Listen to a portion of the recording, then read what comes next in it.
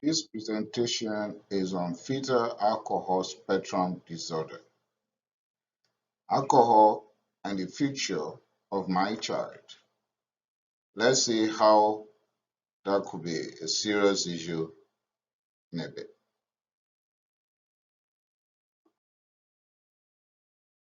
Fetal alcohol spectrum disorders. Um, I'll start by talking to the mothers, and I'll say, mothers, please note one, okay? There's no safe time in pregnancy for alcohol. None. There's no safe amount in pregnancy. For what? For alcohol. None. And there's no safe type of alcohol. So, no safe time in pregnancy. You cannot say, oh, at the beginning, I'm not going to take it. I'm going to take it towards delivery. There's no safe time. No, I'm going to take little. I'm not going to take a whole bottle. I'm not going to take 5 shots in a day. There is no safe amount. No, I'm going to take beer. I'm not going to take whiskey. No, there is no safe type of alcohol.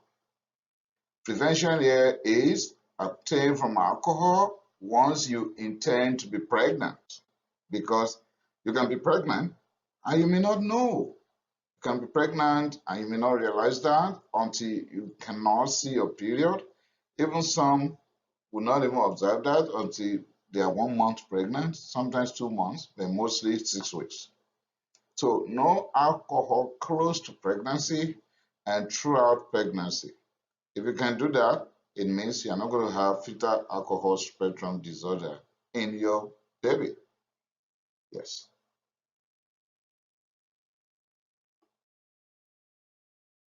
Fetal alcohol syndrome. What are they? There is possibility of fetal death. Okay. And if the fetus could make it to full term and delivery, you are likely going to see abnormal facial features. Also, you may see growth problems in that child, and of course, poorly developed brain. The developed brain will not have all these problems, but the poorly developed one will have memory impairment, will have learning disorder, language and communications impairment, and of course, attention deficit. We will see more why sometimes they are wrongly diagnosed as having ADHD. So there is possibility of visual and hearing problems, poor interpersonal relationships. They don't keep friends. They fight a lot. They're antisocial. They get angry easily. It's not their fault. That is part of the problem. It's not their fault.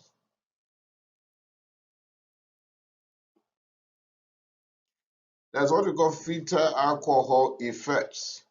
And there are just two. It's either alcohol-related neurodevelopmental disorder or alcohol-related birth defects.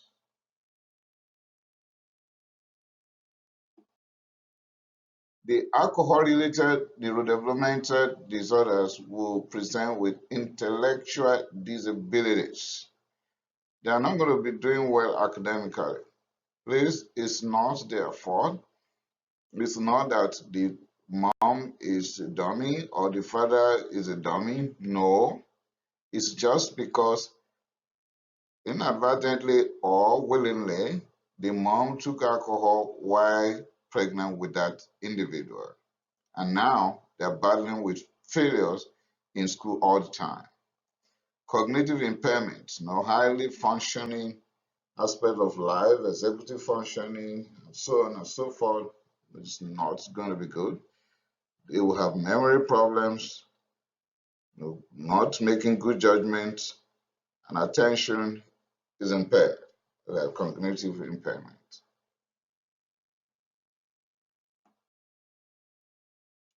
The alcohol-related birth defects, that's very pretty straightforward.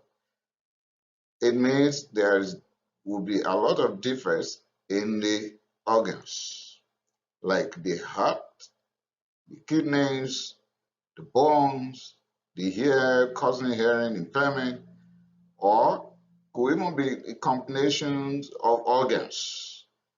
In other words, an individual could have both heart and kidney problems together, or ear, kidney, bones, and so on and so forth.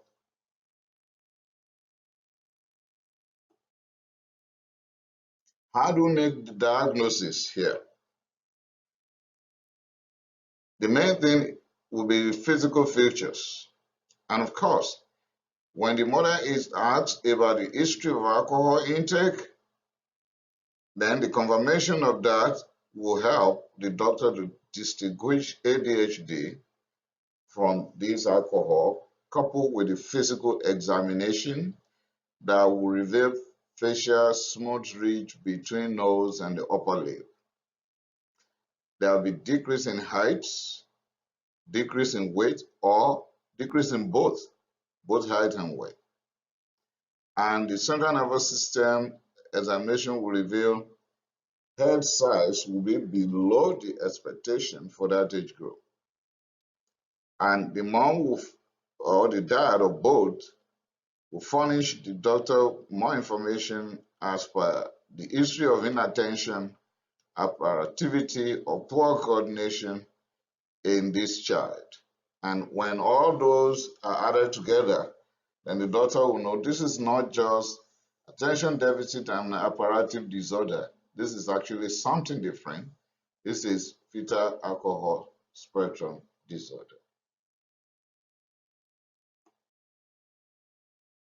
The symptoms here in this different type of human beings right now will be hyperactivity, cognitive impairment, I mentioned them the other time, speech and language problems, vision and hearing problems, kidney, heart, and bones. No, there'll be, not that they will have all at the same time, but it's likely they have more than one of these problems at the same time.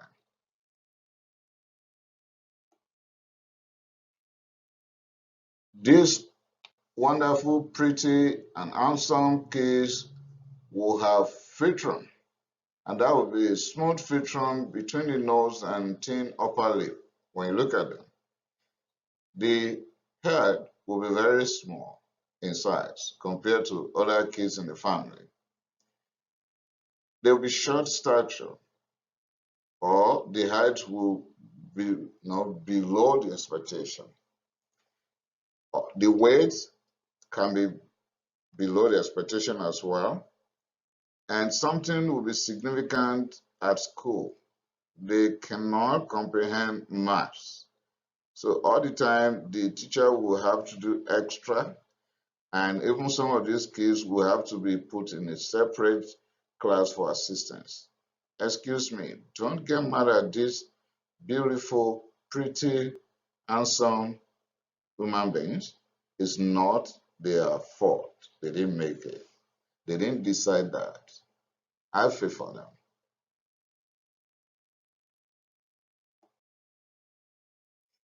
Treatment here, okay, there is no cure for it. No cure for fetal alcohol spectrum disorder as of today. The best thing to do is refer to a pediatrician or child psychologist or clinical journalist once you can make that determination that this is a diagnosis. The specialist can fine-tune the best ways to support your child. Don't keep that child away from the system. Don't be depressed. Don't think, oh, my child will be stigmatized. No, work with the teacher, work with your pediatrician. Let the specialist take over and let them fine-tune the best way to support him or her.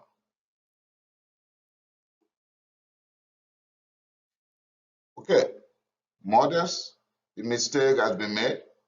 And once you remember Your child is now having some of these features, particularly sucking problems as little kid, and you've checked and you found all these related features, please work with your doctor to arrive at the diagnosis and begin the expert-involved treatment. I've highlighted sucking problems and then expert-involved treatment. If you are able to pick sucking problems and you go over this presentation and make more research on your own, and you talk to your doctor, and your doctor has agreed that this is FASD, then the two of you should make the move to involve the expert who could help you out, not to cure, but to make the life better for that beautiful, handsome kid. In conclusion,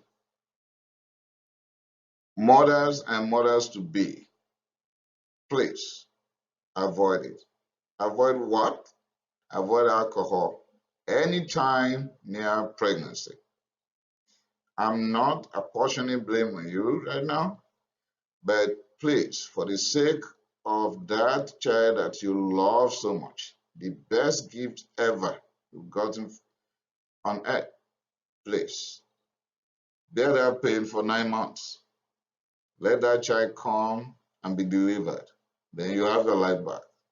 Sorry about that. I cannot limit my advice to the childbearing age women. Why? Some get pregnant so early nowadays. As soon as they start menstrual cycle, they're pregnant. Even before you qualify them to be a woman of childbearing age, they're already pregnant. And some are past the age of childbearing. They are already menopausal women, but they are serving as surrogate mothers. You know what? Either early pregnancy or surrogate motherhood, when you take alcohol while carrying that baby in your womb, you are subjecting the child to all these same effects. So my advice is to every woman that will likely be pregnant in any way. But if inadvertently this happens, then let's leave the rest to fate. Okay, thank you for listening to my presentation. Kindly subscribe so that you can be getting all these once they are published. Thank you.